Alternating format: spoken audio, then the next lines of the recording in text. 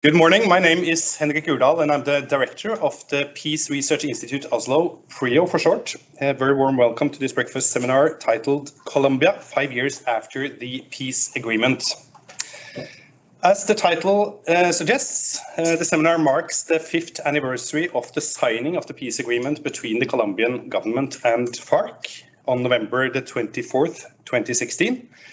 The agreement was ratified by the Colombian parliament 1 week later. However, earlier in the fall of 2016, this outcome was in no way a given. After long and demanding negotiations, the resulting peace agreement was very narrowly rejected in a referendum on October the 2nd, 2016. Only 5 days later, the Nobel Committee announced that the prize for 2016 would go to Colombian President Juan Manuel Santos for his efforts to secure a peace agreement. It is probably fair to say that the Nobel Peace Prize provided necessary energy to the peace process at exactly the right time, allowing Santos to get a revised peace agreement through Parliament without a new referendum. The peace process marked the end of one of the longest lasting and bloodiest civil wars since the end of the Second World War. As part of the peace agreement, there is a 15-year implementation plan with a primary focus on 16 conflict-affected regions. And we are now 5 years into this plan, but the speed of the implementation has tapered off, and some of the goals are far from being realized. Part of the reason for this slowing of the process is the election of Ivan Duque as the president following Suarez. In this seminar, we take stock of where Colombia stands today, 5 years after the peace accord was signed. It will address questions such as, what do people in the conflict-affected regions think about the implementation of the peace accord? How do Colombians experience the policies initiated to pursue truth and justice in their local communities? What is the status of the reincorporation of former FARC soldiers into society? And above all, what are the prospects for the peace process preventing another cycle of violence in Colombia? PRIO is proud to be housing some of the foremost Norwegian researchers on the Colombian peace process, having engaged in research on the Colombian Civil War and the peace process for a number of years. And we will be hearing from 3 of them today, and we'll soon start off with approximately 10-minute presentations from each of the speakers, followed by a Q&A with the audience. And I'm just saying at this point that the whole session will be taped. So if you want to ask a question, be aware that that will also be made available publicly after this session. Also, we have the microphones up here, so when you ask a question, you will have to come up here and ask it from here, and also state who you are.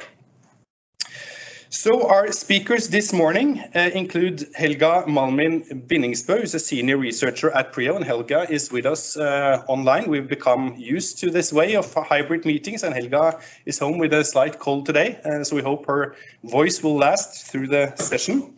Helga will be presenting preliminary analysis from the second round of the MAPS public opinion survey, describing what people in Colombia's most conflict-affected regions think about security, local challenges, and the implementation of the peace agreement, as well as if and how these opinions have changed since the first round of the MAPS survey in 2019.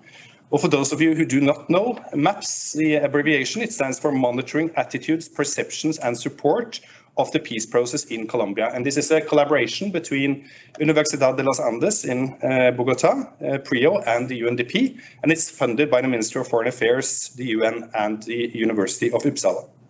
Second, we have Bård Gange, who is a doctoral researcher at PRIO and the University of Oslo. He will be presenting preliminary findings from his recent fieldwork in Colombia, where he focused on how people living in conflict-affected communities perceive the implementation of the peace process. And Board's PhD project is part of the larger PRIO-led research project, All is Fair in Law and War, Judicial Behavior in Conflict-Affected Societies, which is funded by the Research Council of Norway. And then last but not least, we have PRIO senior researcher Wenche Hauge, who will be presenting the preliminary findings, a lot of preliminary findings you can hear, from a project titled Ex-Combatant Choices, Reintegrating Together or Alone. And she will be talking about the social and political implications of the character of reintegration. This is a comparative study with 3 cases, both Colombia and Nepal and Guatemala, although her presentation today will exclusively be focusing on Colombia. And this project is funded by the Ministry of Foreign Affairs. So you can see that there is a large interest from the funder side, as well as from the research side on the Colombian peace process. For PRIO as an academic institution engaged in highly policy-relevant work, it is very worthwhile that we are able to engage in this type of research that so directly informs policymakers about an ongoing peace process. And I'm very proud that we can offer you such an excellent lineup of researchers today. And we will start with PRIO senior researcher Helga Binningsbø. Please, Helga.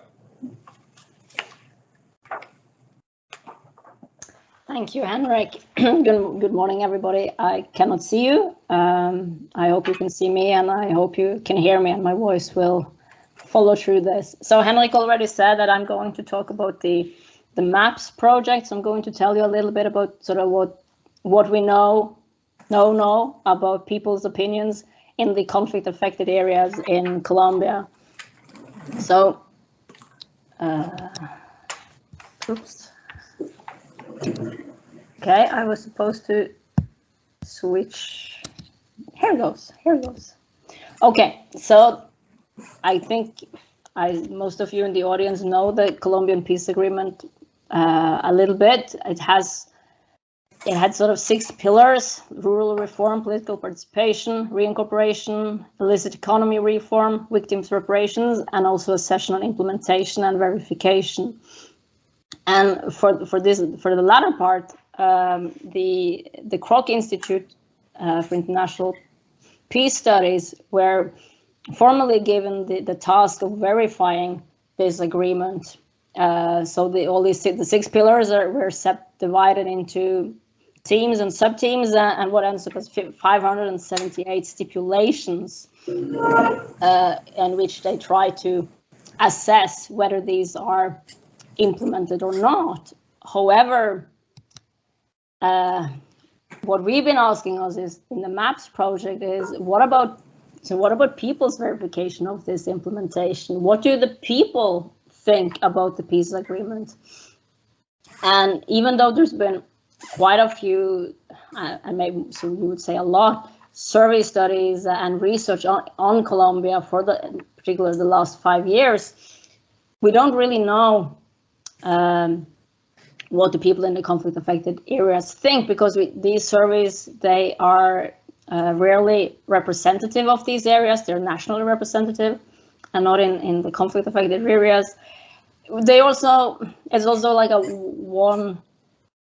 one-time survey, so we can't see the developments over time, and also we don't see panel data, so we can't see whether individuals actually change their opinions. So with that background, this is sort of what the MAPS project want to address, to sort of see, to really know what people in these areas are thinking about the agreement. So that's why the MAPS survey is representative at the level of these 16 regions that Henrik mentioned that were designed in the agreement to be specifically targeted for peace agreement implementation. We also do multiple waves. Currently we've done 2. We hope for the possibility to do a 3rd and a 4th. And we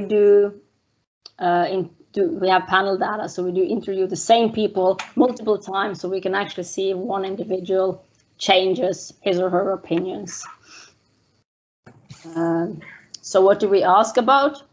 We have a large questionnaire with a lot of different questions. I think we have close to 100 questions. But what I will talk about today is I will sort of just give you a little glimpse about what people think, who they are, and what they think, and how these thoughts have changed over time. So these are the 16 cadets, and you can see here just how many people we interviewed in each region. And these numbers are then, these people are then representative of each cadet. So a little bit who they are, just so you can see, we have more women than men, probably because women have more of a tendency to be at home during the day when the interviews were carried out. We have, compared to many other services in Colombia, we have particularly more Afro-Colombian respondents. And so urban, rural, these are, urban is still smaller areas, so these are not Medellin, Bogota, these are smaller municipal centers in Colombia. We asked them about victimization, and as you can see here, close to 60% of all the respondents have experienced some sort of harm during the conflict. So this includes forced displacement, homicide, sexual violence, torture, kidnapping, disability, and forced recruitment of minors. So these are our people. And then we asked them a question about what they prioritize. So this is a question of whether the government, if the Colombian state wants to set aside 10% of their taxes for one project, what would you pick? And so these are from 2019, and then look at 2021, it hasn't really changed. What is important for people? Obviously, health and education, and also infrastructure. So this is what people themselves prioritize. So then we ask how people can assess the quality of different services. The first one here we ask about how they assess the quality of education. This is in 2019. It's not too bad, we could say. And then with the same question 2 years later in 2021, this summer, it changes, and it does not change in a good direction. So over these 2 years, the assessment of the quality of education in people's communities are lower. Similar question about health services. So we see here, these were really bad in 2019. And then we see what happened in 2021. It actually improves. I suspect this is related to the COVID pandemic and the efforts the Colombian government has actually been doing. But I cannot confirm that. But at least for health services, we see things are changing. Next thing we ask about the security, which is, of course, very important in these conflict-affected regions. It looks, in 2019, it doesn't look particularly good, although there are more than 20% who respond that who assess security as good. However, looking at 2021, we see this is also going in the wrong direction.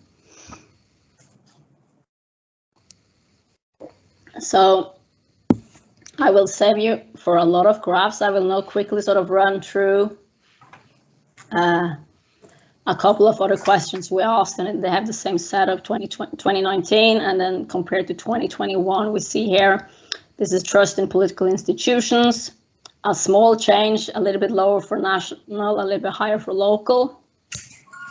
We asked a question about reconciliation with the FARC. So this question is whether you would be okay with having a former FARC as your neighbor. And we see most people won't. This changes in 2021, even fewer are interested. When we ask about satisfaction with the peace agreement or the implementation with the peace agreement, people were not at all satisfied in 2019. It gets a little bit better in 2021. So this graph summarizes these questions and how it has changed. And as you can see, when you see here on the left-hand side with the negative numbers, we see that people's assessment of these services or things are worse in 2021 than in 2019, while on the other hand, on the positive numbers, we have situations where people assess things better in 2021. And then, so my next part here now is I told you that what is unique with the MAP survey is that it's representative at the level of each cadet. So it's not nationally representative, but it's actually representative of each of the 16 regions. So I'm going to show you the same as I already had, but now where you can see the different cadets. And so the numbers are not that important here. What I want to show you is that there is quite some variation between the regions. So this is education negative. It means it's getting worse in 21 than in 19. Health services positive, as we saw, and it applies to all cadets. We can have a look at security. And here we can see both, right? I mean, on average, as we saw earlier, it's a bit worse, but when you see here on the different cadets, there are actually some regions who assess security as better in 2021 than in 2019. Trust in a national government, what I call the national trust, we can see again it is both positive and negative. Local government, it's the same, although it leans towards positive. People are a bit more satisfied with their local government in 2021 than in 2019. Reconciliation with the FARC, as we see overall negative, but not equally negative all places. And then I thought I will end a little bit on a more optimistic note. So this is the question about whether people are satisfied with how the peace agreement has been implemented in their community. And we can see here that for almost all cadets, people are actually more satisfied in 2021 than in 2019. Similarly, when we ask the general question of whether they're satisfied with the peace agreement, sort of regardless of implementation, again, overall people are more satisfied, although we see some areas that have negative developments.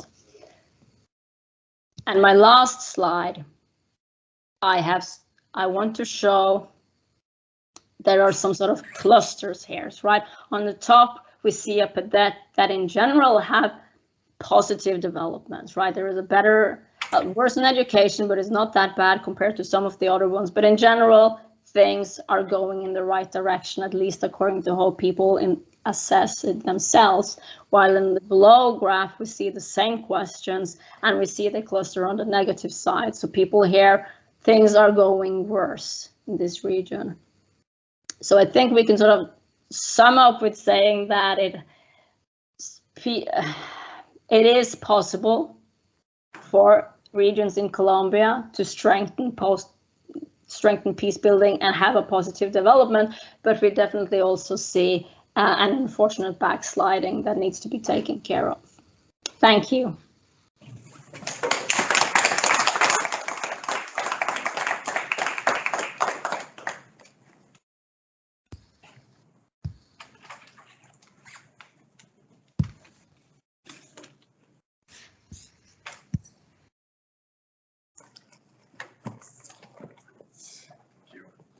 Hi everyone, good morning.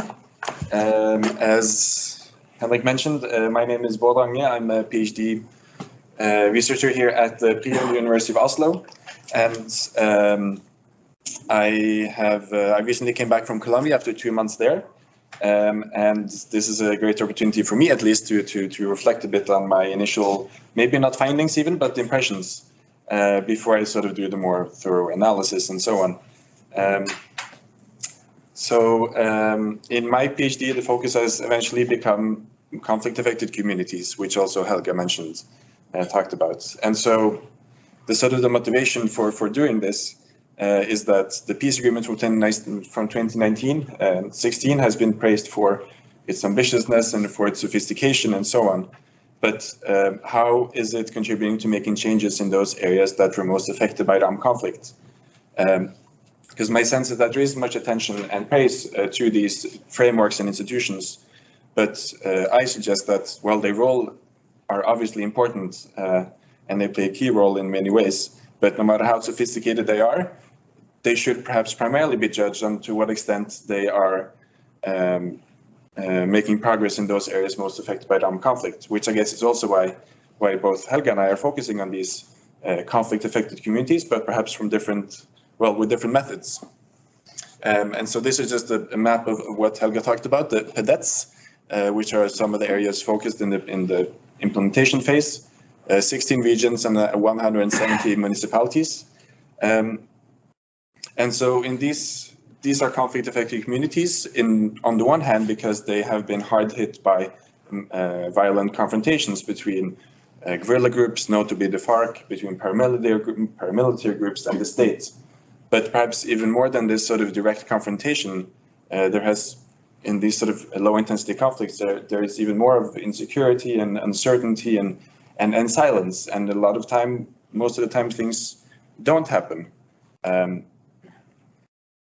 And so today I'll speak about one conflict-affected community, which I've been studying, called Mesetas, located in Meta, which you will see here on the left-hand side. And like many others, it has been hard hit by the armed conflict that has been controlled for a long time by some sort of governance, some sort of control by the FARC guerrilla until 2016, and it's been characterized by a lot of recruitment and forced displacement and a lot of things that are happening that have happened in a lot of these communities. But it has also been prioritized in the peace implementation phase. It is the only municipality which hosts 2 reincorporation spaces with FARC ex-combatants. And it is also a community which ex-President Santos chose for the laying down of arms ceremony. Antonio Guterres, the UN Secretary General, came there, and other international visitors, like, for example, Crown Prince Haakon of Norway. So there, with this sort of starting point, my sense was that, well, if I should sort of feel how the peace process is being implemented, then this is a place where I should feel this and sense this. And what people in Mesetas noted primarily to me was that, well, there is a calm now. There are not that much violent confrontations, and on the other, there is a bit more mobility because people from the rural areas of the municipality can go to the village center, can go to other areas of Colombia without being targeted for being guerrilla sympathizers, for example. And then you also have tourism to these areas which earlier were a red zone, where people were not allowed to enter. But my impression is that these developments are primarily a result of the FARC laying down the arms and sort of people to be able to invest, to attract tourists and be able to move around, and not necessarily the peace implementation itself. My impression is that the peace process moves, right? But in these areas, even in the prioritized ones, it moves so slowly that if you live in some of these faraway places, it almost seems to be at a standstill. And also you have a lot of projects that were perhaps drawn in the beginning of the 3 first years, but are now sort of, well, money is running out and other priorities have taken place. And so there's not that much going on. That's at least my impression there. And I think an important question is why aren't people more satisfied with the fact that, well, in these areas, there was violent confrontations 10, 15 years ago. And I think an important part is that people do not necessarily compare themselves with themselves 10, 15 years ago, but they sort of see, well, what is the situation now? And what many people in Mesetas see now is that they see reintegration spaces like this one here. In Mesetas, this is where all the attention, this is where people come to visit, this is where they see all the cars going. And so they sort of feel like, well, after the conflict, is this what's supposed to happen? That those who control these areas get all the attention and resources. And so, I mean, they may perceive that, well, ex-combatants have everything they want, but obviously this is not the case for ex-combatants either, because they have also, they're also in a difficult situation with government in compliance, with insecurity, with a lot of being targeted and killed. And so there's sort of this impression that, that things are, I guess, this sort of disagreement or about, I guess this is also perhaps a result of lack of interaction because you speak about interaction with local community, but that's mostly around the camps, right? Because in the larger area of the municipality, there is not much interaction. And so the ability to learn and sort of reconcile is limited to, in my impression, to some areas around the camps, which may help explain Helga's data about reconciliation and willingness to have FARC as ex-combatants as neighbors. And so what I've been most interested in is the pursuit of truth and justice.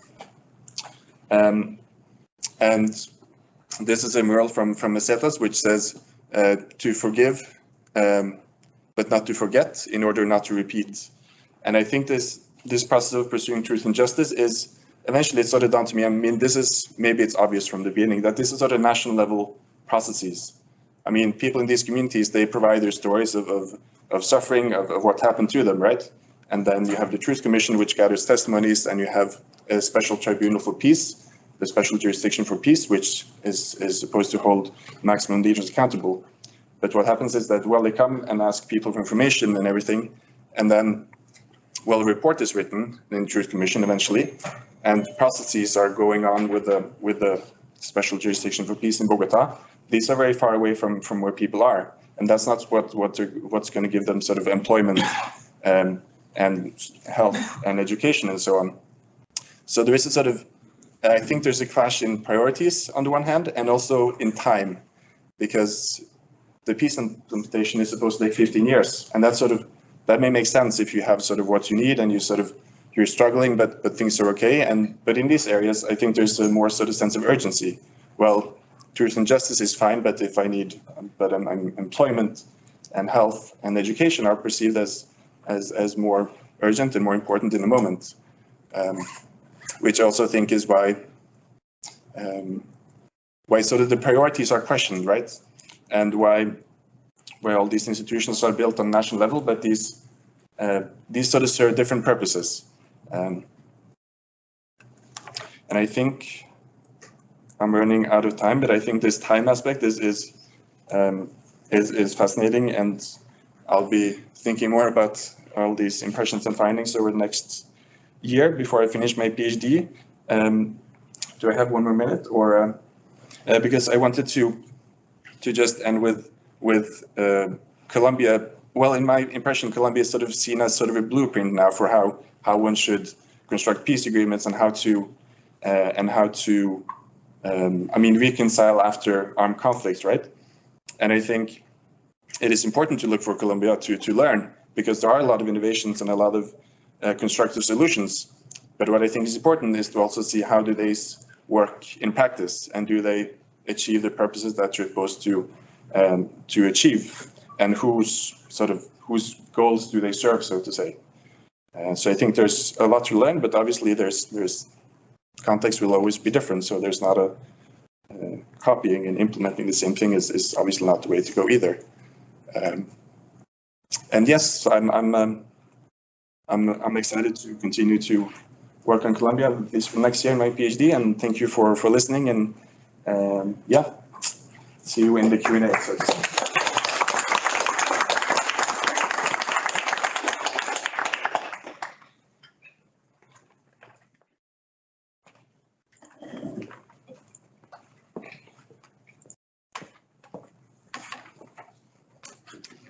Hi, good morning, everybody. As Henrik said in the introduction, my focus is on the ex-combatants and their type of reintegration. This is a project covering 3 countries, but I'm of course going to focus on Colombia, looking at how collective reintegration, living together with other ex-combatants, what kind of social and political consequences it has in the more long term on the activity, compared to ex-combatants going back to a rural urban area, living alone or with their family. It's based on recent interviews, from former projects, and also when it comes to Colombia, I also lean a little bit on the PhD of Sandra Johansson, who is based in Medellin, and the findings of her PhD project. She has also conducted some of the interviews. So for those who are not too familiar with the DDR process, I just have these facts here about the demobilization zones that FARC was gathered in, shortened ZVTN, that were later, when the arms had been handed in, they were transferred to more permanent zones where the FARC ex-combatants could live. Currently, of the 26, 23 are now active. And from the figures I've got, it's about 2,900 living currently in the ETCRs, but they also, the ex-combatants also have their widened families, so it's probably more. And then you have these new areas of reincorporation, which is also important because this is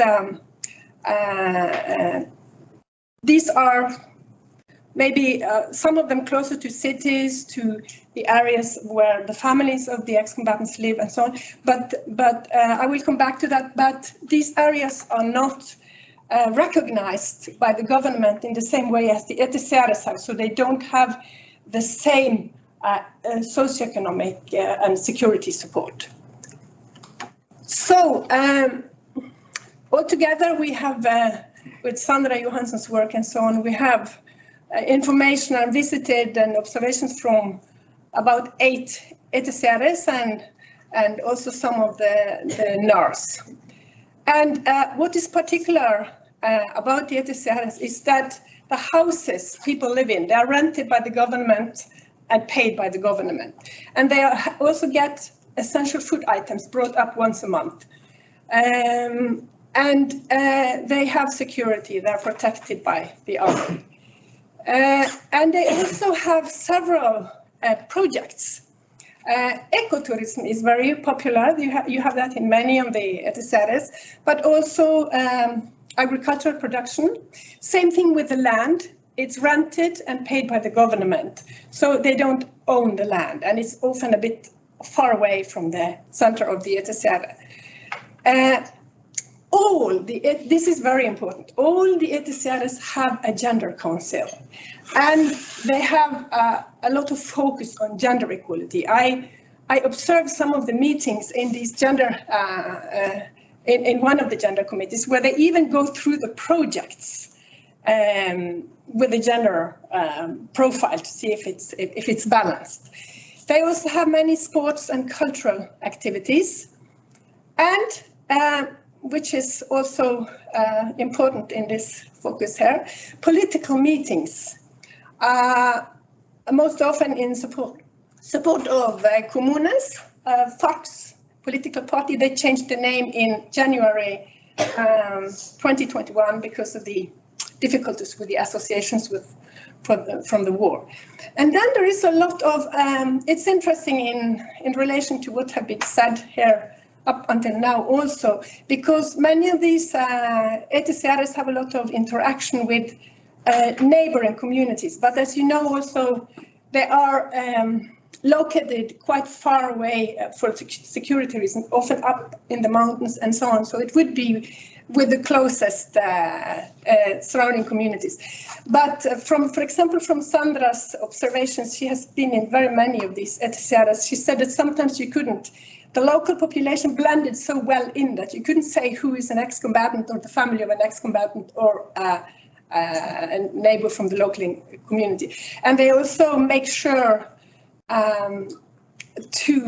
so that projects are to the benefit of neighboring communities and not the opposite. But of course, also it depends on each ETCR. Some are very successful, some are less successful. So I would say that there is a high level of political activity in the ETCRs. But of course, these are political meetings within the ETCR, and it depending if they have a local candidate for Comunes or not, or a candidate who's a part of another coalition and so on, they may do campaigning, but often it's more like just having the political activity because they're far from the political centers of Medellin and Bogota, but they go voting together, arrange transport and so on. So there are different kinds of support for that. And they may support communist candidates, ex-combatants independently, or also in other parties on the left. Just a few pictures to show you the focus on gender equality in the ETCRS. And also the social activity, they're well trained and men and women participate equally in activities. This is from Economics, a sports day. And also, as I said, some of the ETCRS have much focus on political activity. This is from Llano Grande, close to Dabaiba. So, as Henrik said, this is preliminary findings. And I think what is the essence here is that when they have in the ETCRS, because the ETCRS is a part, it's formalized in the peace agreement. So with this socioeconomic support and security, it liberates energy for more social and political activity because they are not so concerned about the day-to-day survival, although many of them also have problems. There is also a considerable activity in larger cities. So I visited the center of FARC in Medellin, and there are about 400 ex-combatants living there, and they had lots of networks, gender projects, and so on. But they struggle more with the economic part, since this is special for the ETCR, that support for housing and so on. When it comes to the NARS, they are not recognized by the government as they were not part of the peace agreement. These are spontaneous settlements. So they have much more problems with the socioeconomic aspects and the security. But they do, of course, have this common history and also the gender focus, which is a part of their, I think, adapted ideology. But there were, from what we've seen, but we need more, interviews are still coming in. There are a bit less activity in the NARS. And I'm waiting for more interviews on, I don't have enough material to say so much about individual ex-combatants yet. So I think also having in mind my experiences from Nepal and Guatemala, there is a need to think for the future, because there is a high level of social and political activity in the ETCRS now. But what happens if all these socio-economic support and the security disappears?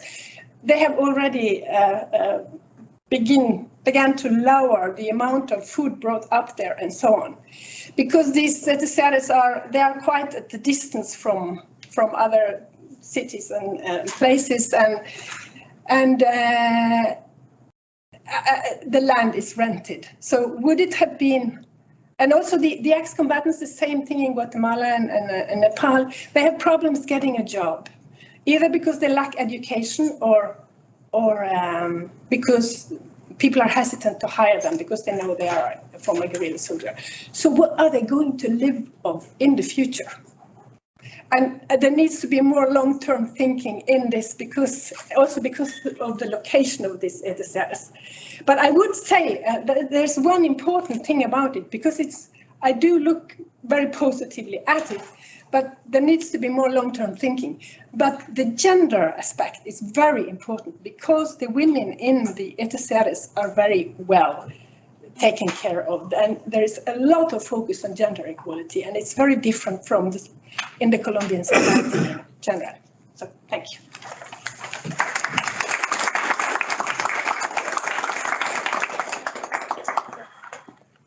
Thank you very much to all three of you. So we've had both the broader picture, which I guess and that Helga mentioned, which is showing a bit of a mixed picture with after all sort of an increase in the support for the peace process at the same time as many of the detailed questions that are asked in the MAP survey show that there is not necessarily sort of a uniform progress. And we heard about the specific challenges with the reintegration in terms of the popular perceptions about reconciliation.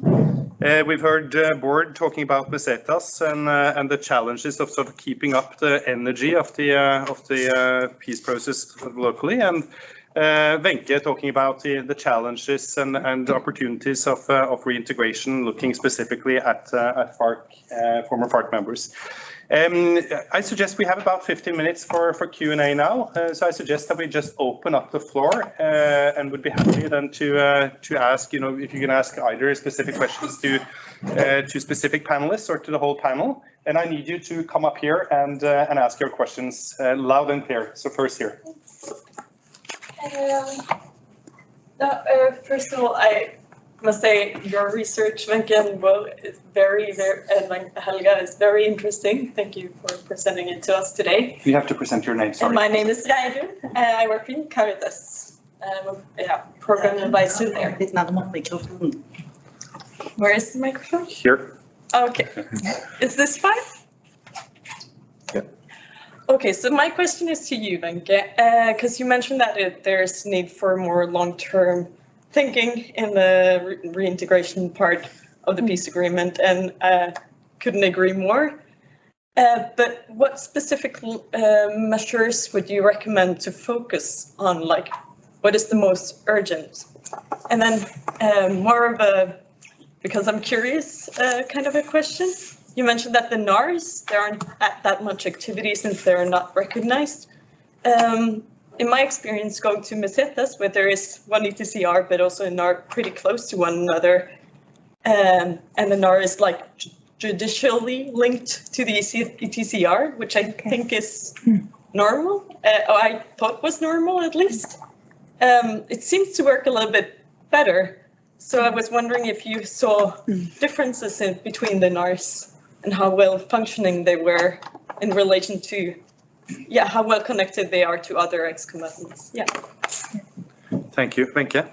Okay, first to the long-term planning. I think, and now I just also like to draw the line to Guatemala, where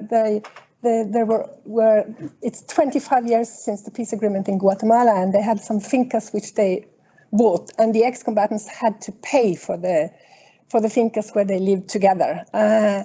And they got a huge debt, which they were struggling with for many, many years. And I've just checked on this now for the project. And some of these fincas still exist. But the one that's going best was the one with most people, because they were able to pay down the debt. But now they own it, and there's a lot of activity around it. This is 25 years ago.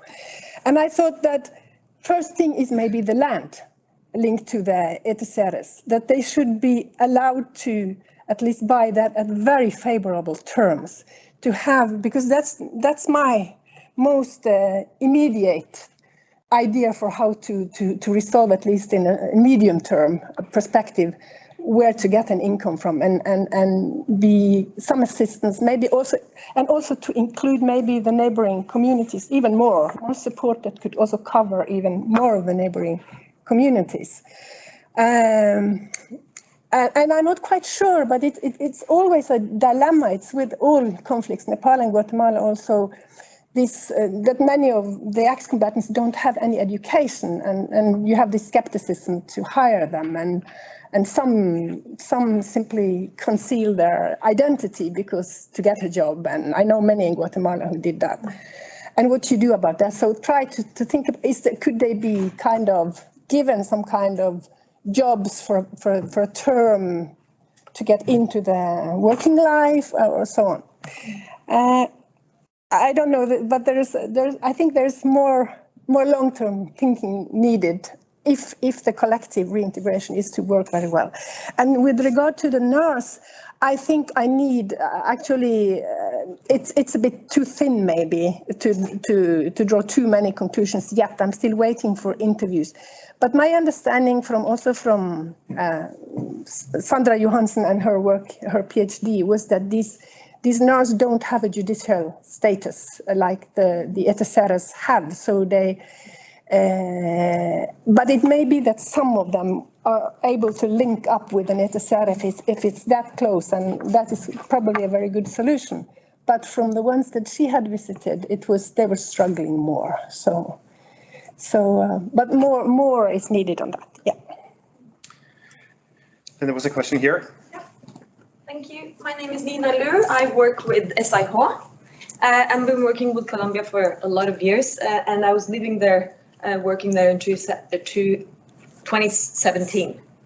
So that was basically just after the agreement, right? So my impressions from visiting also some of the ETSRs, I don't know how you say that in English, but anyway, obviously that was just after the agreement. So my impression was, I'm happy if what you've been finding is true, because my impression was that, for example, when it comes to blending in and relationship to the neighboring communities, was in the 3 that I visited, all of them were in Cauca, was that it was very bad. These are indigenous communities, the ones neighboring, so that might affect. So that's why I wanted to ask you a bit about what kind of ETSRs you've been to, and the indigenous Afro-Colombian aspect. Because at least my sense is that it's more difficult in areas where you have indigenous communities, because indigenous communities in general have a stronger cohesion in their communities. One example of the non-blending in was that the kids from the ETSRs were not sent to their schools, for example. They didn't want to send their kids to school, and they were not actually welcomed either. So that's quite concrete, and it's obviously a very bad sign when it comes to integration, right? So that was kind of the comment question. And I also had the impression that some of the ETSRs land has already been bought by the government. So there is a long-term thinking there. That's at least what I've understood. Okay. Then I had a question for Helga. And A little bit closer, yes. Nina. Thank you very much from both Helga, Wenche, and board for what you're doing. It's extremely important, as you were mentioning in the beginning, Henrik. I wanted to ask you, Helga, a little bit, because I got very curious about, I know that it was on a very general note, obviously, what you told us in the beginning, but I had a sense that maybe some of the, could it be that also from 2019 until 2021, people's expectations for improvement also in some way affected the way that they responded? That's at least an impression that I've had talking to people, obviously very on a general note, that also all this talking about the peace implementation also kind of made them more conscious about what rights do I have, what does this implementation, what should it mean when it comes to health, education and security. So I just wanted to hear a bit about your impressions on that. I think I'll stop there. Thank you very much, Nina. And then I just wanted to say, because I didn't say at the outset, but there is a policy brief available down in the corner there with the data that Helga presented. So I would encourage you all to grab one of those on your way out. First Wenche and then Helga. Yes. Well, I think of course it depends with regards to the blending in of the local communities. It depends on each ETSR, and also Sandra Johansen from her work said that some had problems, but many were actually good at it. And she even mentioned, I don't remember which ETSR it was now, but one of them even had their own internal indigenous organization, because there were many indigenous representatives there. So I think it has probably maybe become better over time, but there are also differences, and also depending also of the history in that area, the war history, of course, is important. So yeah, and I'm happy if that's the case, that some of the land has already been bought, because that's an interesting and good development. It's hard to keep track on all the latest. So yeah, but thank you. Yeah. Helga? Thanks, Nina. I think you have I think you point to something that is true. I do think the 2019 answers reflect a little bit on expectations, and not only assessment, but I think there are some questions that I did not present in the presentation, because we ask also more specific questions about, we have sort of, we ask about 12 different components of the peace agreement. And for these questions, both in 2019 and 2021, we ask, do you support the provision? Do you support the ideas? And then we ask, how do you think it has been implemented?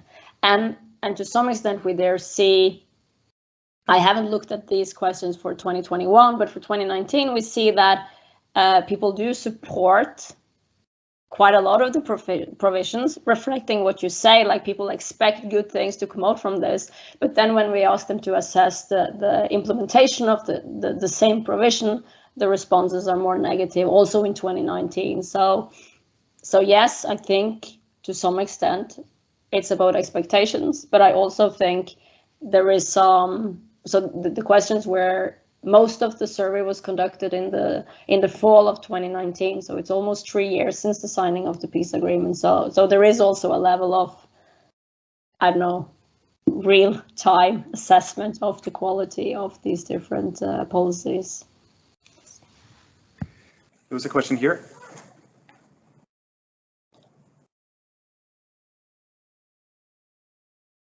Hi, my name is Maria Paola from Red Barna.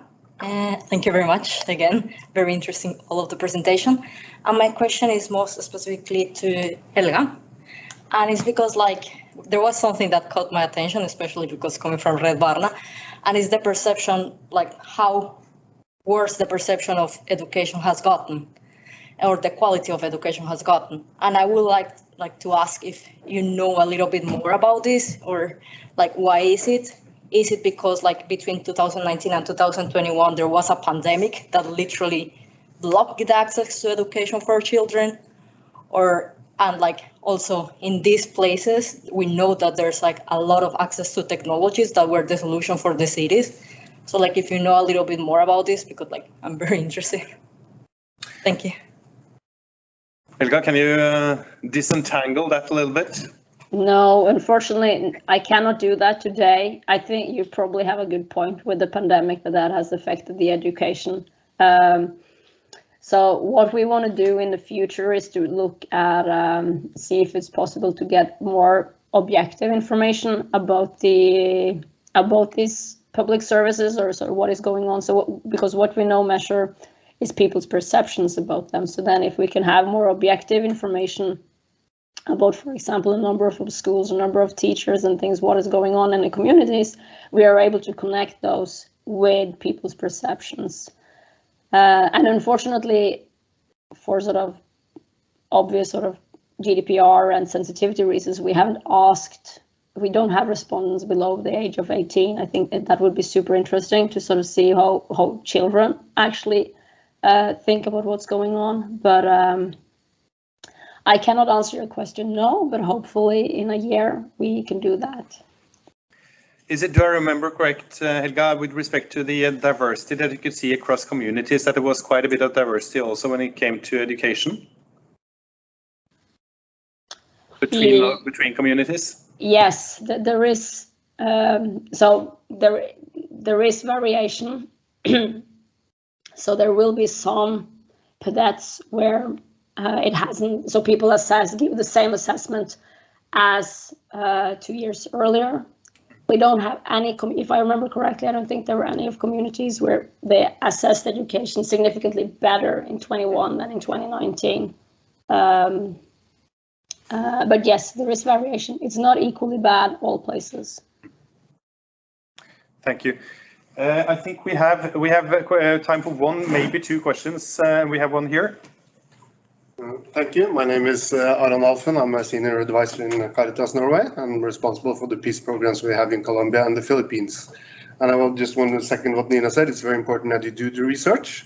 And we also had a very good meeting with PRIO some years ago when you were starting this MAPS project and other projects. And our current peace programs, we had it in Colombia now for almost 25 years, are exactly mapping the different phases of the reintegration areas. And we also do livelihood programs, and we do a very good cooperation with private sector, local authorities, and also Norwegian and Colombian state. So my question was, and we work especially on building the resilience and thinking about how this can be long-term and sustainable, and including then the communities around the areas as well. So my question is whether you're looking into this in the different levels when you see the work in these zones. Do you see what is done by local communities, civil society, and other actors? That would be very good to know, and also to follow up the research you do with the reports we have. I think there could be very good synergies with this, because we are present in all of Colombia. I think we have a lot of gain and learning between each other. So this is a question for anyone in particular? Especially for both board and you mentioned this about the perception of all the attention is going to the reintegration zones and not the communities around. These are creating some friction, and how, if you're looking into how different actors are working on this particularly, and we would love to give some input on that. Thank you. Very good, thank you. Want to get the last question, or should I? Yeah, maybe we can do that and go a few minutes over time. Yes, please.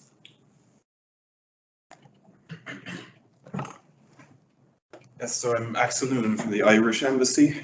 I was just wondering if you could, I'm addressing this to the whole panel, if you could expand perhaps about the challenges of conducting research in Colombia and the areas that you've been conducting research in, both in terms of the research quality and its representativeness, but also the impact of the researcher as an outsider in Colombia. That's a very good question also to, we could probably keep that discussion going for a long time, but I think it's a good way to also wrap up. So I'll give the word first to Bård, and then to Wenche, and then finally to Helga. Bård. Yes, so thank you for both those questions. I think that the last question gives me the opportunity to say that in any Colombia conference, you need to emphasize that Colombia is quite diverse, and the situation is very different from place to place. And this is also in terms of doing research. And Mesetas, for example, is not the calmest place of the conflict-affected communities, but it's not the worst either, so to say, because the conflict is still very much ongoing in many of these, in at least a significant number of these areas. And research is then difficult in the same way. And the outsider perspective, we could speak for hours on it, but I think in short, it provides, you're definitely different, right? But you need to figure out, well, who is this guy? What's his deal? And so I think that also speaks to the idea of spending at least some time to tell who you are and be transparent about what you're doing and what you can and can't do. These are then short answers. And then the sort of bottom-up local actors, I think this is a very great point in that there's sort of, as I see it, there's sort of two key challenges. One is that it's very top-down, right? The peace process is sort of government owned, which is then great, right? National ownership. But then the challenge is how to really cooperate and give and funnel perhaps more resources to local government and civil society organizations, which is not easy because there's always a question of corruption, right?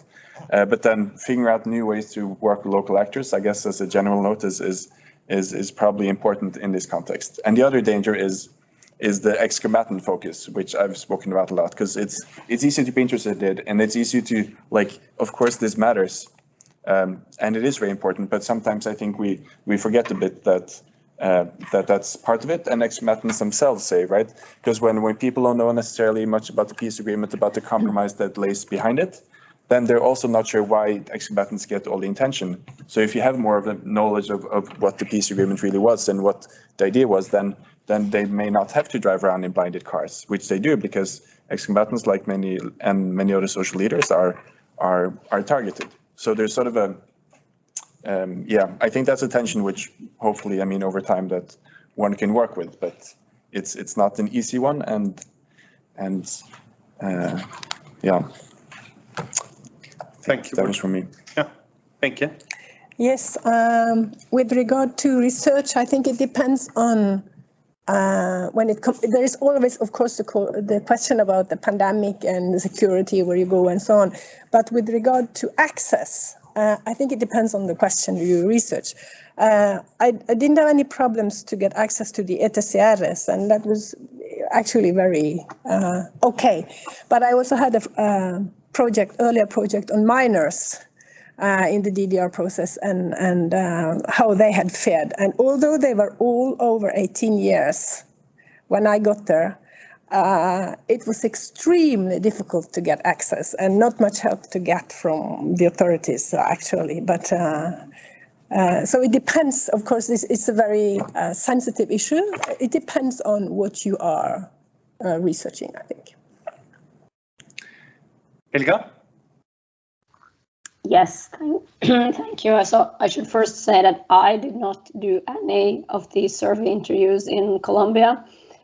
And I think, so UNDP Colombia they're the one who are responsible for the survey. They're the one who contracted the firms that conducted the surveys. But my understanding is that the survey firms we used were quite experienced in these areas and had done similar research before. We also know they had a quite good sort of security protocol and a replacement strategy in case, because there were some municipalities they were not allowed or they couldn't get access to.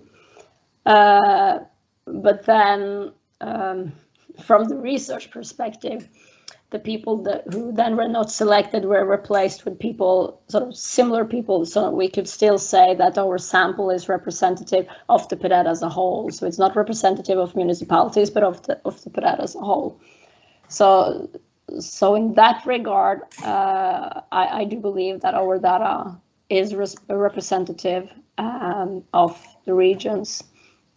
To the question about local, sort of what's going on locally, what I don't have access to yet, but that also UNDP did, or the survey firms did when we collected data, was that in parallel, with the face-to-face interviews, there were focus group discussions on different topics. And when UNDP and when we get time to sort of dig into these discussions, I think we will be better able to sort of understand a little bit more about the local context surrounding some of the questions we asked in the surveys. Thank you very much, Helga. We're a few minutes into overtime now, so we're gonna round off. There is more, both policy briefs and I believe coffee and maybe even some breakfast. Thank you for coming out to PRIO early in the morning in a time where we're all trying to socially reintegrate a little bit. It's good to see you all physically, and I do hope that you will be coming back to PRIO on another occasion. And then please join me in giving a hand to the fabulous panel who responded, I think, well to all of your excellent questions. Thank you.